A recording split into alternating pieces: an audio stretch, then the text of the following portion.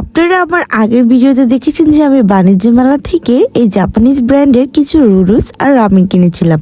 তো চলুন এই কাপ নুডলসের যে সি ফুড ফ্লেভার আছে সেটা আপনাদের সাথে ট্রাই করি।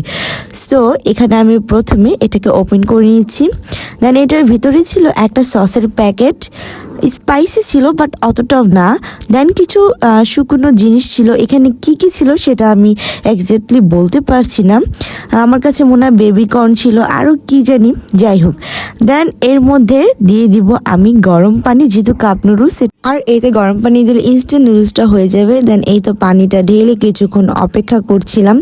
দেন কিছুক্ষণ পরে কিন্তু এর সাথে অ্যাড করে দিয়েছি প্যাকেটে থাকা সস। আর এটার টেস্টের ব্যাপারে এখন আসি, এটা একদম বাজে ছিল, কারণ একদম মজা ছিল না, আমার কাছে একদমই ভালো লাগেনি। এই জন্যই বলি যে 100 টাকা দিয়ে একটার সাথে একটা ফ্রি কিভাবে দেয় ভাই, বাঙালি বলে কথা, ফ্রি পেয়ে কিনতে গিয়েছিলাম, বাট বাকিটা ইতিহাস, আর কি বলবো বলেন।